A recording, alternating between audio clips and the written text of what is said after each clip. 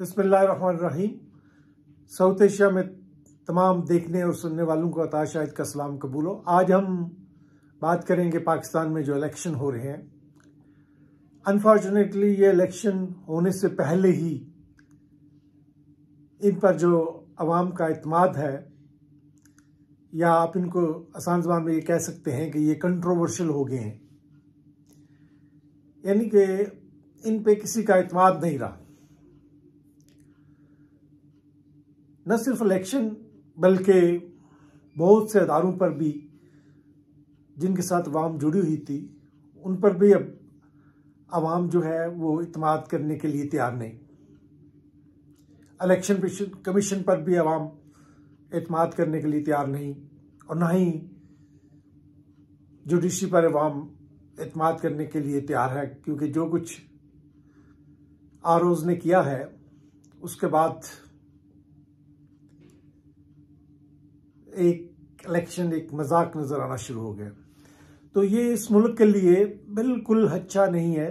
देखिए, हमारी हिस्ट्री कोई बहुत शानदार हिस्ट्री जो है, पिछले 75 साल की हिस्ट्री जो हमारी है, वो कोई बहुत शानदार हिस्ट्री नहीं है। हमने अपना आधा मुल्क 1971 में गवाया। मैं सिविलियन आथर्स की बात नहीं करता।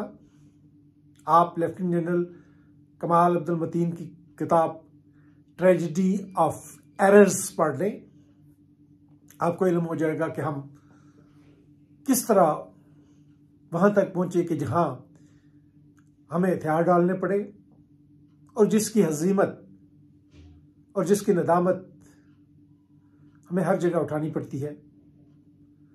ये हिस्ट्री में वो दाग है जो कभी मिट नहीं सकता। तो अब फिर इलेक्शन के साथ हम छेड़छाड़ कर रहे हैं, पॉलिटिकल पार्टीज के साथ हम छेड़छाड़ कर रहे हैं। ये कोई खुशाइंद बात नहीं है। मुल्क के जो बड़े मसाइल हैं उनमें सबसे बड़ा मसला इकोनॉमिक इशू है कि हम किस तरह IMF से छुटकारा हासिल करें और किस तरह अपना रेवेन्यू खुद क्रिएट कर लें, और हमें हर साल इधर उधर ना भागना पड़े। इकोनॉमिक जो हमारा मेल्ट डाउन है, या इकोनॉमिक आप जो समझें कि जिस तरह हमने हमारा जो माशी मॉडल जिस तरह नाकाम हुआ है, उसकी वजह से हमारे तमाम ममालिक में इज्जत में इंतहाई कमी आई है।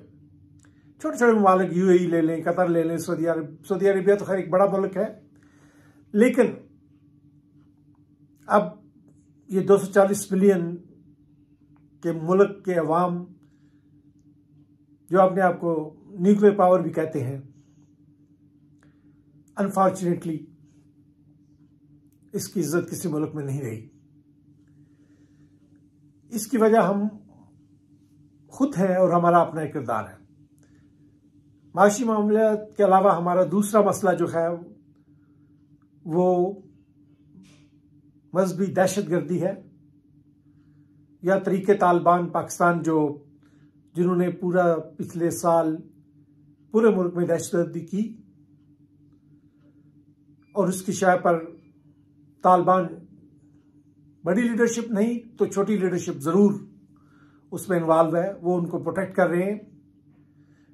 ये भी हमें सोचना पड़ेगा कि हमने काबुल में तालिबान की गवर्नमेंट को सपोर्ट करके या उनको सहारा देके कोई अच्छा किया, या अपने लिए मुश्किलात को मजीद हमने बढ़ा लिया।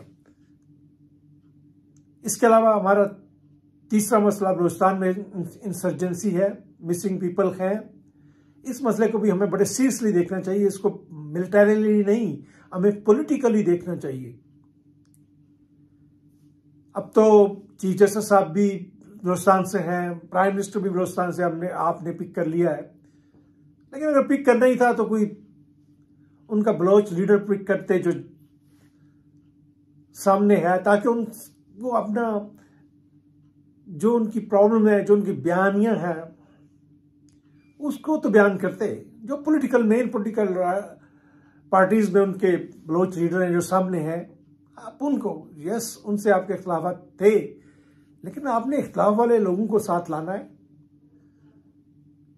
तो ये हमारा तीसरा बड़ा मसला है। उसके बाद बाकी मसाइल की तो हमारे ऊपर जो है वो एक बहुत बड़ी, यानी कि आप समझ लें कि एक लाइन लगी हुई है। आप उसमें पॉपुलेशन ले लें, आप उसमें जो है वाटर शॉर्टेजेस ले लें, लेकिन एक और बड़ा मसला जिसकी तरफ मैं निशानदेही करूंगा वो हमारे हमसायों से तल्लुकात है। हम हमसायों के साथ ट्रेड तजारत किए बगैर हमारी सर्वाइवल कोई ज़्यादा पॉसिबल नहीं है। तो हमें बड़े सीरियस तरीके से इन चीज़ों पर गौर करने की ज़रूरत है। लेकिन सबसे बड़ा इस वक्त जो इमीडिएट मसला है, जो क्राइसिस है, वो है इलेक्शन का। तो क्या हमें नहीं चाहिए कि हम फौरी तौर पे इस इलेक्शन को वो तमाम इक़दामात लें, तमाम लोगों को इजाज़त दें कि वो इलेक्शन लड़ें, और अगर छोटी मोटी किसी में गलतियां भी हैं तो उसको भी इग्नोर करके, और इलेक्शन कमीशन को भी, क्योंकि ये जो है अब के इलेक्शन कमिश्नर हैं मेरे ख्याल में पाकिस्तान की हिस्ट्री के सबसे मुतनाज़ा इलेक्शन कमिश्नर हैं। तो हमें इसको फौरी तौर पर करने की जो ज़रूरत है वो ये है कि हम इलेक्शन को ऐसा बना दें कि तमाम का इस पे एतमाद हो जाए। अभी भी वक्त गुजरा नहीं, हमने आपको तमाम मसाइल से भी आगाही कर दी है, और इसके नताइज तो फिर आप खुद ही देख लेंगे। इसके नताइज अगर इलेक्शन के अंदर हमने कोई ऐसी गवर्नमेंट ले आई जो अवाम जिसको पसंद नहीं करेंगे, या जिस पे आप, क्योंकि एक कोई मुश्किल या इस्तेकाम वाली गवर्नमेंट तो आने वाली नहीं, आप वो गवर्नमेंट लेके आएंगे जिसके 4 या 5 MNA आप इधर उधर करके उसको हिला सकें। तो वो मैं बताऊं, जिस इसमें मुल्क में इस्तेकाम नहीं होगा, तो अगर पॉलिटिकल इस्तेकाम नहीं होगा तो माशी इस्तेकाम भी नहीं आएगा। तो ये जो लोग इस वक्त मुल्क पर काबिज हैं, जिन पर जो लोग इस मुल्क को इन्फ्लुएंस कर सकते हैं, ये उन पर है कि वो क्या डिसीजन लेते हैं और वो मुल्क को किस तरफ लेके जाना चाहते हैं। इसके साथ हम आपसे इजाज़त चाहते हैं।